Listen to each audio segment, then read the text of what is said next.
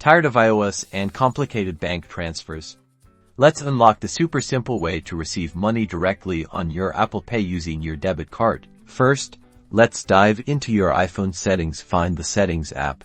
It's usually a gray icon with gears, and tap on it. Scroll down until you see Wallet and Apple Pay and give it a tap. This is where all the magic happens. Now, make sure you have Apple Cash set up. If you don't see an Apple Cash card, follow the prompts to add it. If you already have it, tap on the Apple Cash card, then look for an option like Add Money or Details. We're looking for where you manage your card information. Here's where you'll either see your existing debit card or the option to add one. If you haven't already, tap Add Card and follow the on-screen instructions to link your debit card to Apple Cash. You will have to verify with the code they send, so watch out for that text or email.